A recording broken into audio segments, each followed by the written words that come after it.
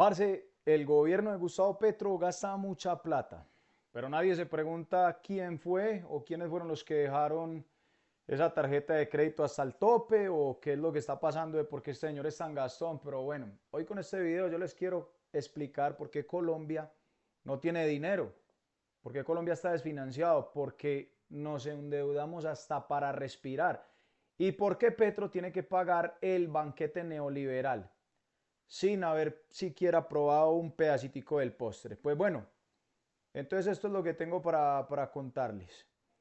La cosa está muy delicada. Aquí no hay de dónde hacer un caldo, entonces presten mucha atención para lo que les voy a explicar en varios punticos. Y el primero de ellos es por qué Colombia no tiene presupuesto. Colombia no tiene presupuesto por una razón, porque gasta más de lo que está produciendo. Sebastián, es que eso parece muy simple, parce. Mi caso es más simple, pero parece muy simple, pero es profundo. Hoy casi el 30% del presupuesto anual se va solo en pagar la deuda que tiene Colombia y eso ni siquiera cubre los nuevos gastos que tenemos. Es como si cada gobierno llegara a vivir en una casa que se encuentra hipotecada sin mirar cuánto hay que pagar cada mes. Bueno, y entonces, ¿qué hacen? Bueno, el presidente Petro pide más crédito que... El problema es que nuestros gastos obligatorios son más grandes que los ingresos que constantemente tenemos. Pensiones, salud, subsidios, Fuerzas Armadas, burocracia, corrupción. Todo eso se paga incluso antes de pensar en invertir en educación, ciencia o bien sea en infraestructura para nuestro país. Nos gastamos la quincena pagando los fiados y luego nos sorprendemos de que no hay con qué mercar. Eso es básicamente lo que está pasando. Punto número 2. ¿Quién nos endeudó? Uribe, Santos, Duque y ahora nos sigue endeudando el presidente Petro. Bueno, los tres últimos gobiernos antes de este actual en el que estamos, en el gobierno del mamerto, en el gobierno del borracho, dejaron una bomba de tiempo. ¿Qué hizo Uribe? Duplicó la deuda para estar financiando su famosa seguridad democrática. Eso fue lo que pasó con este viejito Golibajito. Bueno, así lo llama Levi. Yo no soy, ese marica suena como rolo, suena como caleño, pero no, yo soy paisa, parce. Ese viejito alegre. Bueno, se gastó billones en guerra, pero al viejo no le dio ni siquiera por ponerse a pensar, sino que construyó un sistema de paz, pero, pero no lo construyó con base a un modelo económico sólido, por así decirlo. ¿Qué hizo el 10 que hacía la pausa? Queridos colombianos, el Premio Nobel de Paz. ¿Qué fue lo que hizo el Premio Nobel de Paz? Firmó la paz, ¿sí o qué? Pero financió el posconflicto con más deuda. Regaló las exenciones, perdón, a empresas grandes mientras cargaba de impuestos a nosotros los que hacemos parte de la clase media. Eso fue lo que hizo este señor. Y el títere, más sonado, DJ Duke, el tocayo en apellido, pero no familiar. El gordito orquestero, el gordito dragoncito, el mejor presidente que ha tenido en la historia de Colombia, el más estúpido de todos. Gastó muchísimo en la pandemia, sobrepasó los topes, pero además quiso pasar una reforma tributaria absurda, digamos que en pleno estallido social cuando ya la gente está rebelando para montar al actual presidente. Y el resultado fue más deuda, más déficit y cero confianza en los mercados. ¿Y Petro? ¿Qué hizo este? Este es el que la va a dejar aquí. Petro simplemente está pagando las cuotas que le dejaron, mientras intenta implementar sus programas sociales, sus reformas.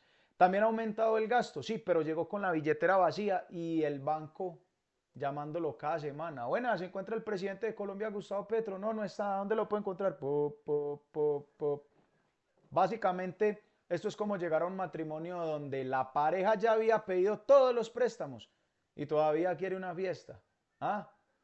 Básicamente es eso. Punto número 3. ¿Por qué no entra plata? ¿Por qué no entra la plata? Impuestos, informalidad y una DIAN ciega. Bueno, Colombia tiene una de las tasas más altas de informalidad en América Latina.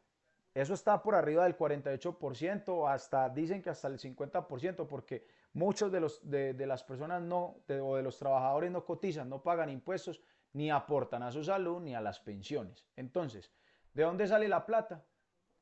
De los de siempre, de los asalariados, de las pequeñas empresas y consumidores que sí pagan IVA.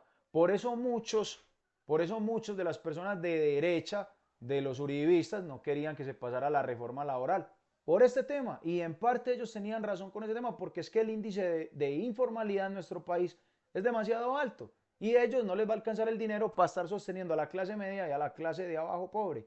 ¿Me entienden lo que les digo? Entonces, la DIAN, de cierta forma, en lugar de estar persiguiendo a los, no sé, en lugar de perseguir a los grandes evasores, se dedica a vigilar si un vendedor de empanadas, es que esto es lo que le da rabia a uno. Ellos en vez de estar mirando los grandes terratenientes, los que evaden impuestos, estos viejitos llenos de plata, gaseoseros de Colombia, pendientes a ver si un vendedor de empanadas o de comidas rápidas declaró los 200.000 pues que facturó en el mes.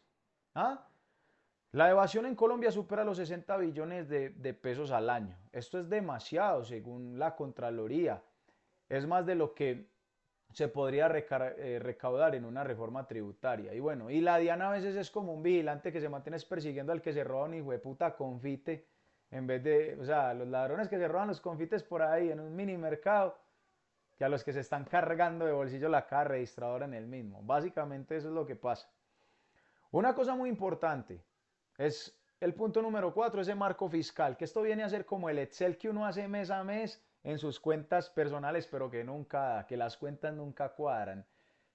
El marco fiscal, ¿qué es y por qué tiene importancia? ¿O por qué debería importar? ¿O por qué importa? El marco fiscal mediano plazo, el marco fiscal de mediano plazo es como el plan financiero del país. Ese marco nos dice que cuánto podemos gastar o cuánto puede gastar en este caso el gobierno sin tener que romper las reglas fiscales.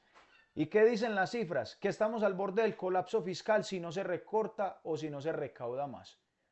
Entonces, en palabras simples, Colombia tiene una regla de gasto que no puede sobrepasar. No lo puede hacer de ninguna forma porque ya no hay dinero, pero con los ingresos que no vienen creciendo, o mejor dicho, con ingresos que no crecen y los gastos inflexibles, romper la regla es de cuestión de tiempo. Y cuando ese tipo de cosas pasen, entonces los inversionistas se van. ¿Me entiende lo que les digo? Sube el dólar, o podría subir el dólar o baja la calificación y nos van a prestar más caros, como a Turquía o como Brasil, que están por debajo de nosotros. A nosotros nos prestan sobre un porcentaje más alto. Es como tener una tarjeta de crédito, por así decirlo, con un cupo limitado, pero con familia numerosa y sin aumento de sueldo. Básicamente es lo que pasa. Punto número 5. Porque a Petro le prestan más caro que a Turquía y Brasil, lo acabé de decir. Bueno, vea, de esta forma lo puedo decir. Colombia hoy paga más intereses que países con crisis económicas más graves que la de nosotros. Por ejemplo, lo acabo de decir, Turquía, Brasil. ¿Por qué? Porque los inversionistas ya no confían en Colombia, ya no nos tienen confianza porque nos ven con una deuda demasiado alta, los gastos inflexibles y un gobierno con pocas mayorías en el Congreso de la República, ¿me entiendes? Y una oposición que anda bloqueando todo, boicoteando todo, mejor dicho, haciendo payasadas por todo. Algunas que sí valen la pena, pero otras que no. Entonces, generando un montón de miedo, de alarmas, lo cual hace que ya no confíen en nosotros. ¿Por qué? Porque tenemos un conflicto político interno, es decir, las grandes vertientes están peleándose, los unos por gobernar para los pobres y los otros por recuperar el país para gobernar para los ricos. Además, las calificadoras como Fitch, Modi y SIP bajaron la nota crediticia en Colombia. A consecuencia, entonces todos los bonos que antes se colocaban al 5 o al 6% ahora tocan el 11 o el 13%. Esa diferencia se paga con el presupuesto nacional, con plata que podría ir a la salud, a la educación. La salud está perrateada y la educación no mejora en nuestro país. Colombia es como ese vecino que usted ya, si usted tiene una tienda y usted ya no le fía, porque siempre está cambiando de trabajo, se anda metiendo en peleas y aún así sigue sacando celulares a cuotas en Hogar y Moda o en Full Hogar, mejor dicho. Entonces es muy inestable y a uno le va a dar como desconfianza. No, yo no le presto a ese man, porque ese man esto, porque ese man. ¿Sí me entiende? Un ejemplo. Punto número 6. ¿Por qué nuestro presidente hace rato que viene proponiendo una reforma tributaria sabiendo que En el gobierno anterior de Duque lo, lo, lo, lo habían propuesto también. ¿Por qué no? ¿Por qué no se la aprueban? ¿Por qué no se la aprobaron a Duque y por qué entonces sí hay que aprobársela al señor Gustavo Petro? Porque es que miren, es que Petro no tiene otra salida. Si no recauda más impuestos, no puede sostener programas sociales ni cumplir con los pagos de la deuda. El problema es que nadie le quiere pagar más. El problema es que nadie quiere pagar más. Y los que pueden pagar, o sea, los ricos y las empresas grandes, tienen lobby y poder político para estar frenando este tipo de reformas, como la reforma que quiere hacer Petro con un tema tributario. ¿Me entienden? Entonces, Petro ha intentado ya, si no estoy mal, tres reformas. Una tributaria, una pensional y una de la salud. Solo le pasó una. Y lo que se recaudó, digamos, lo que no es suficiente para cubrir todo el gasto estructural que tiene nuestro país. Mejor dicho, Petro, yo creo que el presidente Gustavo Petro quiere tapar una represa rota con los chicles, o sea, los roticos que tiene una represa, imagínense ahí el muro de contención y Petro tapando los huecos por donde se vuela el agua con chicles, pero el Congreso llega y le baja los chicles, se los quita. Entonces ahí uno qué hace. ¿Qué hace? ¿Qué hacemos nosotros los colombianos? Saque, saque, saque, saque plata. Entonces a usted le llega su sueldo no le alcanza y todo viene encarecido. ¿Por qué se nos recorta entonces otro punto? ¿Por qué se nos recorta el gasto público? Bueno, vea, porque estamos a menos de un año de las elecciones y Petro va a buscar como quiera que sea que le aprueben la reforma tributaria antes de las elecciones, porque este no se va a quedar sin plata antes de que se le acabe ahí la vuelta, su mandato. Ningún político, ni Petro, ni nadie va a recortar los subsidios, no va a cerrar los ministerios o va a reducir la burocracia o van a quitar platas por ahí para pagar la corrupción en pleno año electoral. Eso sería un suicidio político. Y entonces, como todos quieren ganar regionales y todos luego quieren llegar a la presidencia, eso no va a pasar. Entonces el ajuste estructural se posterga. La deuda va a seguir creciendo cada día más y el problema lo va a heredar el próximo gobierno, que no sabemos quién es en este momento. Pues si es Petro, pues él mirará cómo lo soluciona. Pero este tipo de cosas ya pasó entre Duque y Petro y seguramente va a volver a pasar y no podemos tapar el sol con un dedo. Yo creo que aquí algunos de los gobiernos no resuelven problemas, sino que antes los empujan y se los dejan al otro, como pasó en Ciudad Bolívar, que un alcalde quebró el pueblo y le dejó todos los problemas al otro, y el otro sale y dice que no hay plata porque al parecer no tiene las capacidades necesarias como persona o como profesional para salir a realizar la gestión adecuada para nuestro municipio. Eso sería básicamente como barrer el mugre debajo del tapete, hasta que el tapete, ¿sí me entiende? Tirar la barredura de polvo debajo del tapete hasta que el tapete en algún momento explota. Eso es lo que pasa. Bueno, como conclusión, bueno, Colombia no está quebrada, pero Colombia sí está mal administrada. No hay una visión de largo plazo. Cada presidente llega con su libreto, cada presidente llega con sus ideas, cada presidente llega a resolver, a recoger y a resolver ese montón de problemas que dejó el otro, porque en el último año ya al otro no le importa dejarle problemas al que viene, sin revisar un capítulo anterior de los libretos, ya no quiere hacer nada. Y así vamos acumulando. Entonces una deuda, un montón de promesas y un montón de frustraciones.